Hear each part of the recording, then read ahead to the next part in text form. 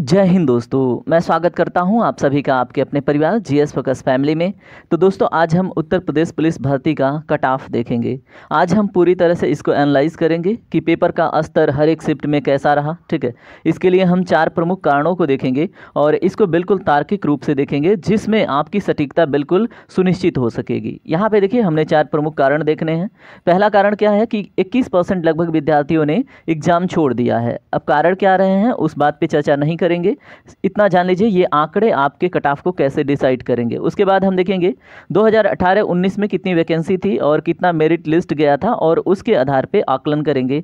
और देखिए परीक्षा प्रश्न पत्र का स्तर कैसा रहा, किस शिफ्ट में कैसा रहा है, उसके ऊपर बात करेंगे और देखेंगे कहाँ पे नॉर्मलाइजेशन के चांसेस बनते हैं। उसके बाद हम ह्यूमन एरर देखेंगे कि कट ऑफ एनालिसिस में कहाँ पे एरर आती है। ठीक है, इन सभी कारणों के आधार पे आज हम गणना करेंगे आपके कट ऑफ का। ठीक है, तो यहाँ पे देखिए सबसे पहले 21% विद्यार्थियों ने परीक्षा छोड़ा है, इस बात की पुष्टि करता है आपका टाइम्स ऑफ इंडिया ने। ठीक है, तो ये आंकड़े हैं। और देखिए जहाँ पे 21% विद्यार्थियों ने क्विट किया एग्जाम, वहाँ पे आपका कंपटीशन पहले 2.5 गुना था दोस्तों, अब ये 2.5 गुना से आ गया है आपका, मान के चलें ये 2 गुना पे आ चुका है। ठीक है, और भी कारण है जिसकी वजह से आपका मेरिट डाउन जाएगा। ठीक है, तो चलिए हम बात करते हैं। यहाँ पे देखिए हमने बात करने हैं 2018 के मेरिट, 2019 के मेरिट, उसके बाद फाइनली हम देखेंगे 2024 का कट ऑफ आपका क्या होने वाला है।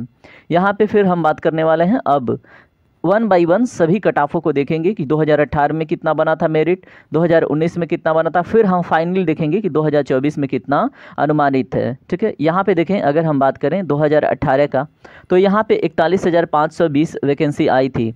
फॉर्म 22 लाख बच्चों ने डाला था दोस्तों। यहाँ पे देखें उस समय जो एक सीट पे 53 बच्चों का कंपटीशन था, तो देखिए वहाँ पे जो मेरिट गई थी। ठीक है, तो जनरल के लिए 225 क्वेश्चन पे बना था, ओबीसी के लिए 216 पे बना था, एससी के लिए 187 पे और एसटी के लिए 153 पे। ठीक है, तो यहाँ पे देखें वैकेंसी में इंक्रीमेंट हुआ है आपका, तो 60,244 वैकेंसी है। ठीक है, और यहाँ पे 22 लाख से आप इसी में 2 गुना कर दीजिए। ठीक है, मान के चलिए 44 लाख बच्चों ने एग्जाम दिया है। ठीक है, तो इसी हिसाब से यहाँ पे देखिए इंक्रीमेंट तो यहाँ पे सीटों में लगभग 20% की हो रही है, लेकिन यहाँ पे कंपटीशन में इंक्रीमेंट 2 गुना हो रहा है। ठीक है, तो इसके आधार को हम देखेंगे।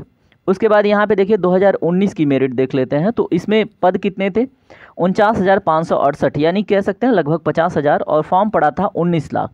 उस समय देखें जनरल का जो कट ऑफ गया था 185 पे बना था, ओबीसी का 172 पे बना था, एससी का 145 पे और एसटी का 114 पे बना हुआ था। ठीक है, अब इन्हीं के आधार पे हम देखेंगे और जो हमारी वैकेंसी है, कितने लोगों ने फॉर्म डाला है, उसके आधार पे हम गणना करने वाले हैं। उसके पहले देखिए हम कुछ महत्वपूर्ण बातों पे बात करते हैं, जैसे ह्यूमन एरर क्या होता है कट ऑफ एनालिसिस में। ठीक है, तो सबसे पहले पोलिंग एरर ±3 नंबर का होने वाला है। अदर पीपल, जैसे मान लीजिए जो बच्चे अन्य एग्जाम की तैयारी करते हैं वो भी पोलिंग कर देते हैं। ठीक है, और पर्सनल एजम्पशंस, आप जैसे मान लीजिए किसी अन्य सब्जेक्ट में कैसे हैं उसके आधार पे आप गणना कर लेते हैं जो आपको दुविधा में रखता है। ठीक है, तो इन सभी जो दुविधापूर्ण बातें हैं, जो मानसिकता आपकी बनी हुई है, उन्हें हम तोड़ेंगे और एक्यूरेसी के साथ डिस्कस करेंगे।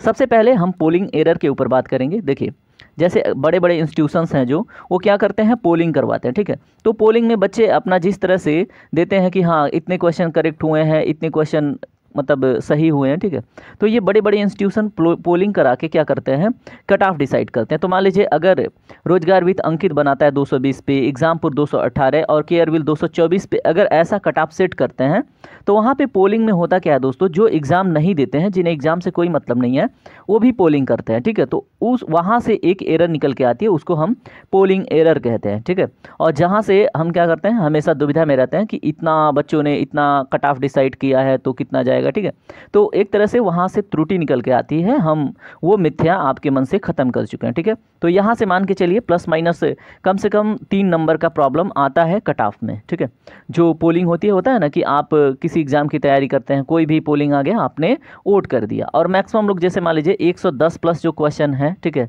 इसके ऊपर ट्रिक कर रहे हैं। ठीक है, इसका मतलब है कि लगभग इसके पास जाना चाहिए। ठीक है, अब हम बात करते हैं अदर पीपल। जैसे मान लीजिए कोई आपका भाई है यूपीएससी की तैयारी करता है, कोई एसएससी सीजीएल, कोई यूपीपीसीएस, उसको अगर आप पूछेंगे ना तो वो अलग अलग आंकड़े बताएंगे। क्योंकि मान लीजिए अगर जो यूपीएससी वाला है तो उसका जीएस जीके स्ट्रांग रहेगा, तो वो बताएगा कि भैया इतना जाने वाला है और उस अपने लेवल के हिसाब से वो देखेगा। ठीक है, तो मान लीजिए उसने कट ऑफ डिसाइड किया। फिर एसएससी वालों का मैथमेटिक्स रीजनिंग अच्छा होता है तो वो अपने हिसाब से डिसाइड करते हैं।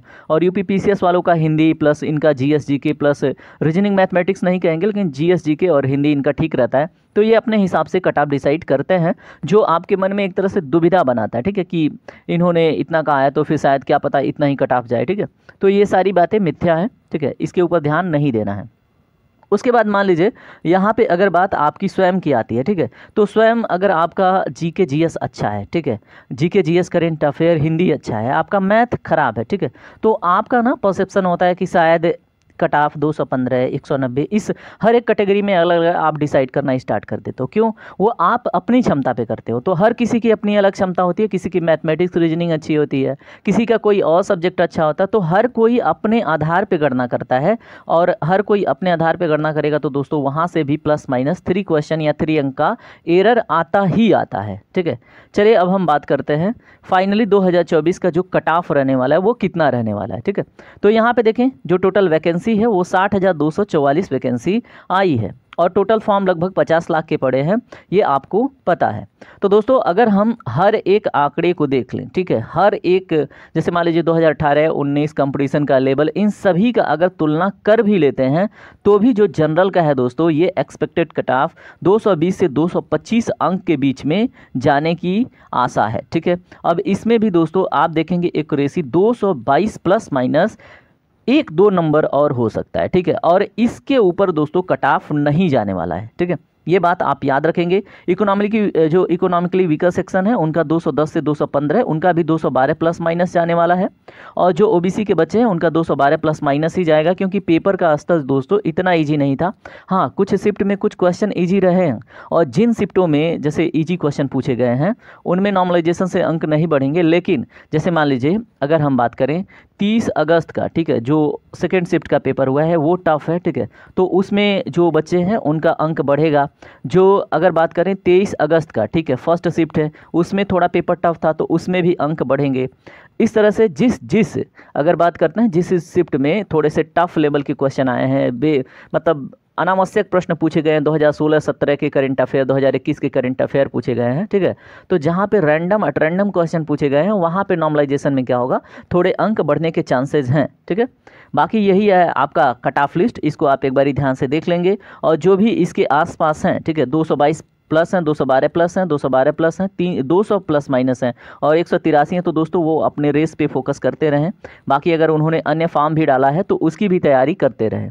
तो आज का वीडियो यहीं पे कंप्लीट होता है, और इस तरह से मैंने हर एक तरीके से आपको समझाया कि कट ऑफ लगभग कितना जाने वाला है।